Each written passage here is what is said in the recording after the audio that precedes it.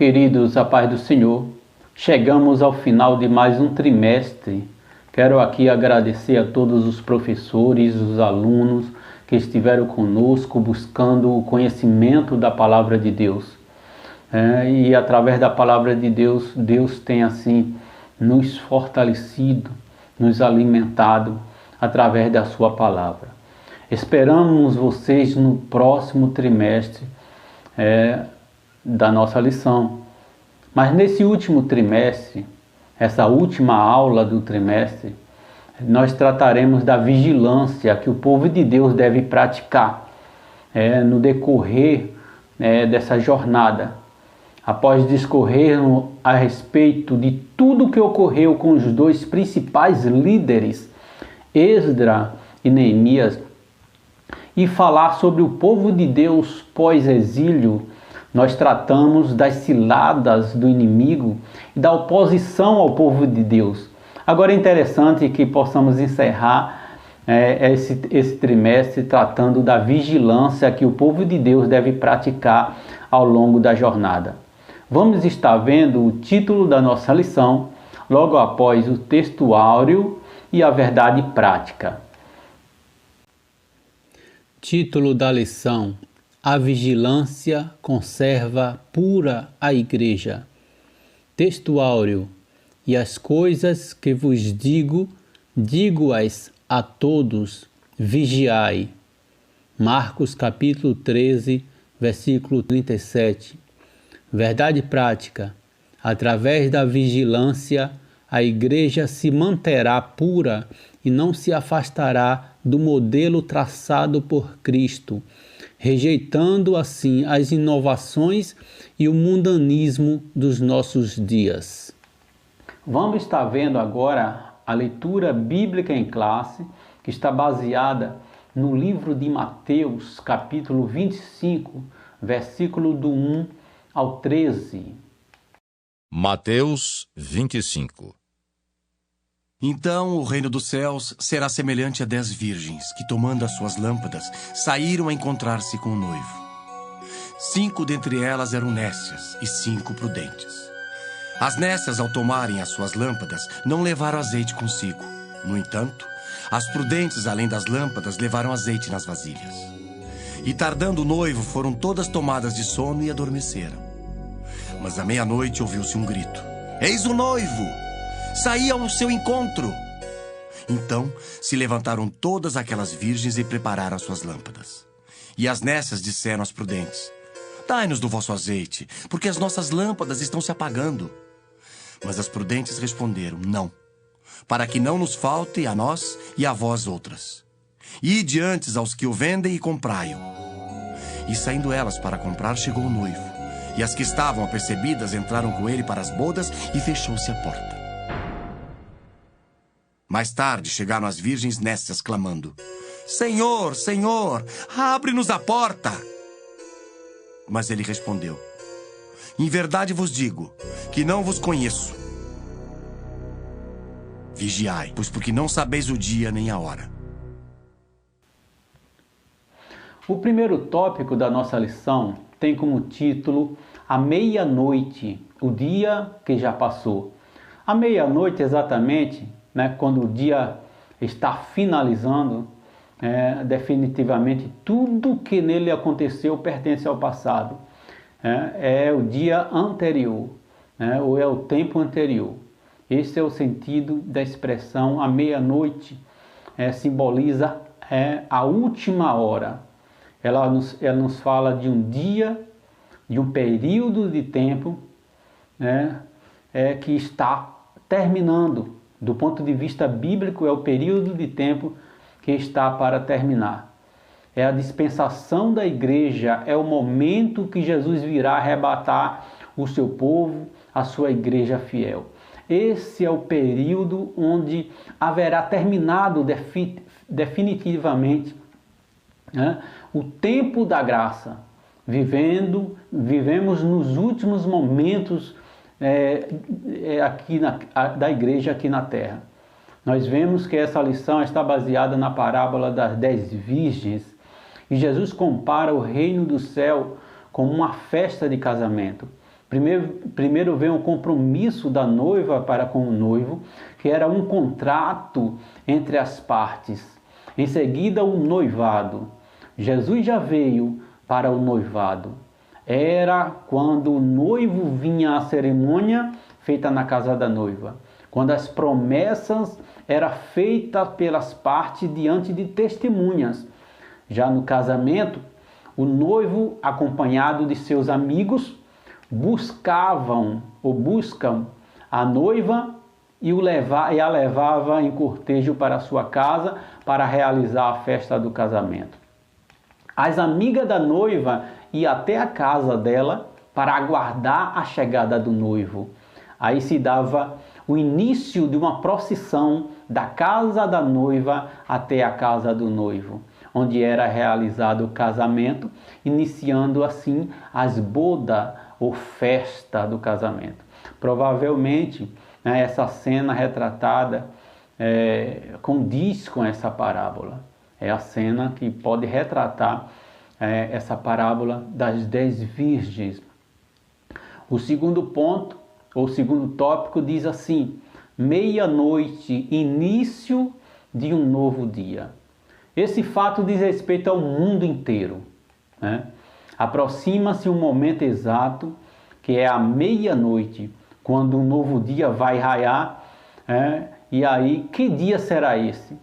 A Bíblia não diz. A Bíblia fala que dia e a hora ninguém sabe. Irmãos, as 10 virgens aqui representam a igreja de maneira coletiva, ou seja, o povo de Deus. A noiva não é mencionada nessa parábola, é um sujeito oculto, porque o propósito aqui é mostrar a igreja de forma coletiva, ou seja, 2 grupos, os que estão preparados e os que não estão preparados. Na parábola nós vamos mostrar que a igreja estará dividida em 2 grupos, não um grupo de ricos e pobres, grupo de capitalistas, socialistas, grupo de homens, de mulheres, né? Mas são o grupo, os que estão preparados e os que não estão preparados. No segundo tópico, né, ponto 1, diz que um novo dia é o dia da eternidade, cujo início se dará quando Jesus chamar para si aqueles que lavaram as suas vestiduras em seu sangue precioso. Esse é o dia de Jesus Cristo. Queridos, não podemos adiantar e fazer julgamento de quem vai subir e quem não vai. Nós não devemos fazer e nem podemos julgar quanto a isso. Porque só no soar da trombeta saberá e verá a diferença daqueles que servem a Deus e aqueles que não servem a Deus. A separação do joio e o trigo só se dará no tempo da colheita. E quem separa são os anjos de Deus, porque haverá muita surpresa na vinda de Jesus. O que a gente acha de uma pessoa hoje pode se enganar amanhã. Nós vemos o exemplo do jovem rico e Zaqueu. O jovem rico, antes de ter um encontro com Jesus, muitos podiam imaginar: esse jovem é de Deus, obedece à lei, obedece às leis de Deus, obedece o pai e a mãe desde pequeno. Esse é um jovem de Deus. E nós vemos a diferença entre o jovem rico e Zaqueu. Zaqueu, antes de ter um encontro com Jesus, muitos podiam imaginar: esse não é de Deus, porque ele era chefe dos publicanos e os publicanos tinham fama de ladrão. E Zaqueu era chefe dos publicanos. Podia-se dizer que Zaqueu era o chefe dos ladrões. Mas quando tiveram o encontro com Jesus, aquele que parecia ser de Deus virou as costas para Jesus, enquanto que aquele que parecia não ser de Deus teve uma vida transformada e seguiu a Jesus. Então nós não podemos, quanto a isso, julgar quem irá subir e quem não vai. Esse é um pré-julgamento, porque só Deus sabe né? Nós temos que estar preparado para a vinda de Cristo. Que antes de ter um encontro com Jesus, alguém tinha pensava coisas muito boas do jovem rico, né? Mas foi o único que virou as costas para Jesus. Antes de ter um encontro com Jesus, muitos pensavam coisas mal de Zaqueu. Mas quando teve o encontro com Jesus, a vida de Zaqueu foi transformada porque ele abriu o seu coração e deu lugar a Jesus trabalhar na vida dele.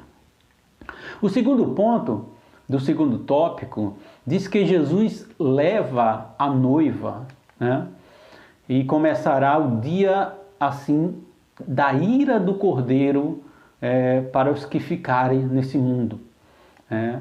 Aqueles que rejeitaram a Jesus passará por grande tribulação. A Bíblia fala sobre o lagar da ira de Deus. Ele será pisado sem misericórdia, esse lagar. As trevas dominarão a terra, e os homens, para todos aqueles homens que não deram crédito à palavra de Deus.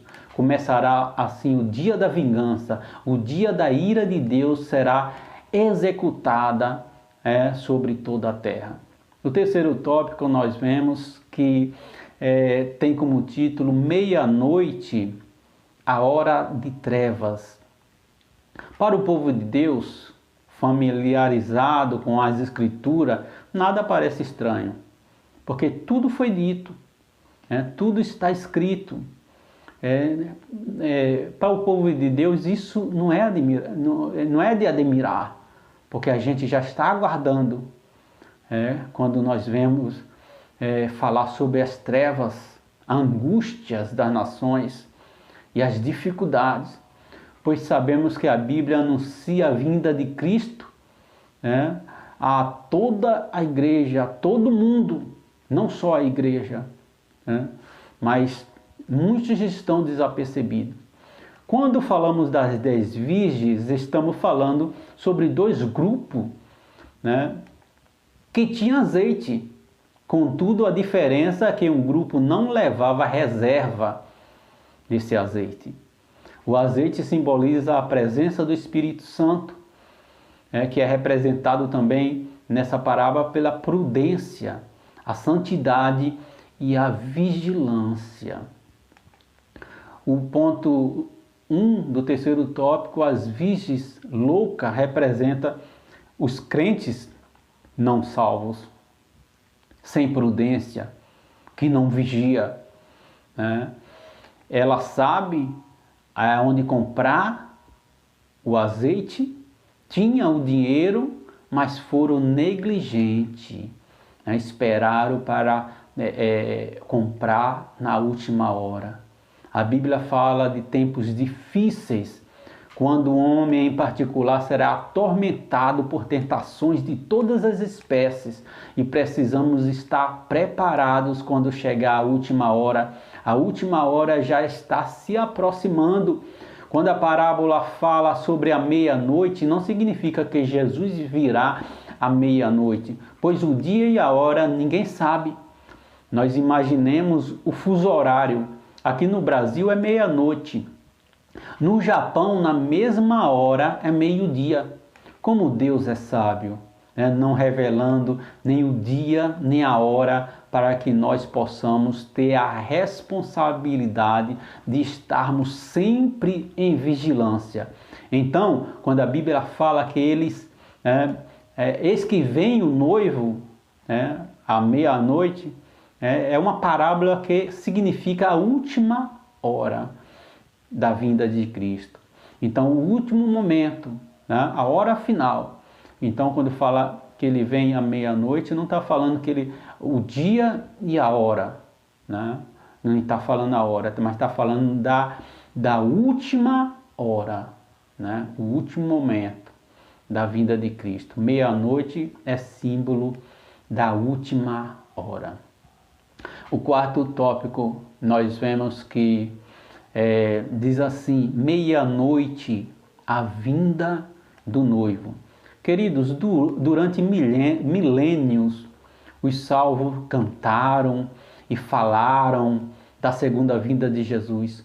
Muitos crentes que esperavam Jesus, né, durante aqueles dias já dormiram no Senhor, aguardando e guardando a sua fé. Os que hoje vivem, nós, né, que vivemos na presença de Cristo, esperamos, ansiosos a segunda vinda de Jesus Cristo. Mas muitos já perderam o sabor do céu. Já não tem aquele sabor de céu, porque vive no materialismo. E o que pede a Deus só é coisas materiais. E tem perdido o sabor do céu. E muito vai ser pego de surpresa. Meus amados irmãos, o momento do clamor o que se aproxima, o soar da trombeta. Nós temos que estar em vigilância. Muitos falam assim, que e costuma dizer que agora vai ser a hora da verdade. Só nesse momento, no soar da trombeta, que se nota a diferença entre as virgens prudentes e as virgens loucas. Todas elas eram virgens, todas elas estavam de branco, todas elas dormiram, todas tinham as lâmpadas, mas à meia-noite, quando ouviu-se o grito, aí vem o noivo, foi se notar a diferença entre aquelas que estavam preparadas e aquelas que não estavam preparadas. Isso é muito importante nós frisarmos na sala de aula. No quinto tópico, nós temos como tema que diz assim: o clamor da meia-noite, um brado de alerta. Mas à meia-noite ouviu-se um clamor, aí vem o esposo. A noiva aqui, nessa parábola, claro, no caso a noiva, né, a igreja, né, que é representada aqui pelas 10, pelas virgens, né, mas porque é no sentido coletivo. A noiva, no sentido a noiva do Cordeiro, é como se fosse o sujeito oculto, porque a intenção da parábola, quando Jesus contou essa parábola, é mostrar a coletividade da igreja e a separação daqueles que servem a Deus e aquele que não serve a Deus. E o noivo aqui, claro, representa o nosso Senhor e Salvador Jesus Cristo. O relacionamento matrimonial representa a união e a comunhão entre Cristo e a igreja. O noivo era a pessoa que vinha buscar a noiva. Havia um dia e hora marcado, diferente dos dias de hoje. Nós vemos, irmãos, que havia um dia e hora marcado, mas esse dia e hora, a noiva, a igreja não sabe, que é para que nós possamos estar vigilantes. E havia esse dia marcado, e diferente dos dias de hoje, irmãos, no casamento, aqui nessa parábola, quem aguarda e quem espera é a noiva. A paciência é da noiva. Mesmo que ela ache que o noivo está tardando, ela deve estar preparada e pronta para quando ele chegar. Porque o dia e a hora, só Deus sabe, a igreja não sabe, mas tem o dever de estar preparada, esperando o noivo chegar. No quinto tópico da nossa lição, nós vemos que, no primeiro ponto, diz que o sono espiritual é um sinal dos últimos tempos. O sono pode ser causado primeiramente pela desobediência, como aconteceu com Jonas, que desobedeceu a Deus e foi para o porão dormir. Mas é bom nós salientarmos que todas as virgens dormiram, e nessa parábola esse sono não simboliza o sono da indolência, porque todas elas dormiram, tanto as prudentes como as loucas. Mas nós podemos dizer que a volta de Jesus é uma realidade que se mostra cada vez mais eminente para o seu povo. Aí alguém pode dizer, mas meu irmão, sempre houve guerra, terremoto, fome, peste. O que nós podemos dizer sobre isso para o professor, quando o aluno dizer assim, irmão Raimundo, sempre houve guerra, peste, terremoto, fome, né? Como é que a gente vai saber distinguir esse sinal, né? Então o professor deve dizer que a vinda de Jesus é comparada às dores de parto. Primeiro começa a mulher que está grávida, ela começa com um pequeno enjoo. Aí de repente vai se intensificando as contrações e as dores, até chegar aquela dor terrível que é a dor de parto. Logo após a mulher ter a criança, aí vem uma intensa alegria. Sempre houve guerras, fomes, terremotos, mas cada dia vai se intensificando, né, e trazendo mais sofrimento. Esses são sinais da vinda de Cristo, quando as coisas estão se intensificando até chegar, né, ao cume, né, ao momento, né, de intensificação, de sofrimento, quando de repente Jesus vem. Os sinais da vinda de Cristo são essa intensificação das coisas que estão acontecendo, que sempre aconteceram, mas que estão de maneira intensificada. E nós vemos aí sinais, irmãos, né, aparentemente países querendo se degladiar, e nós vemos que a qualquer momento pode surgir a Terceira Guerra Mundial. Então são como as dores de parto, e Jesus virá a qualquer momento. Então será momentos de alegria, quando a mulher tem um filho, é um momento de alegria, mas mas quando ele chegar, aqueles que estão em Cristo terão grande alegria, e aqueles que não forem estarão em grande tristeza. O segundo ponto do quinto tópico tem como título: seremos guardados, vigilantes, se usarmos os meios que Deus pôs à nossa disposição. O Espírito Santo nos conserva vigilantes e acordados. Ele é como o óleo na lâmpada. Devemos viver uma vida de inteira liberdade e de entregando nossa vida a Deus através do Espírito Santo, para que o Espírito Santo possa operar na nossa vida. Queridos, nós devemos vigiar para não cometermos os erros dos israelitas no livro de Êxodo, capítulo 24, onde Moisés sobe um monte para receber as tábuas da lei e pediu para os israelitas esperar que ele voltaria. Moisés não deixou o povo só. Moisés deixou um representante com o povo, que era Arão. O povo, achando-se que Moisés demorava, começou a se prostituir na idolatria. Jesus disse que iria também, mas prometeu voltar e deixou um representante conosco, o Espírito Santo. E a palavra de ordem era orar e vigiar, para que não entreis em tentação. Infelizmente, muitos vão ser pegos de surpresa, porque pensando que o Senhor tarda de vir, deixam de vigiar e cometem o erro, ou um erro de cálculo. Mas os salvos no Senhor serão ressuscitados, e os que estiverem vivos serão transformados. Aí, num abrir e fechar de olho, o Espírito Santo nos arrancará dessa terra e nos levará ao encontro do noivo sobre as nuvens do céu. Ô glória! Que Deus em Cristo nos abençoe. Se você gostou, incentive dando seu like, compartilhe e se inscreva também, para assim nos incentivar e fazer com que a palavra de Deus chegue a muitos os lugares. Que Deus em Cristo abençoe a cada um de vocês. Fique com Deus e tenham uma ótima aula.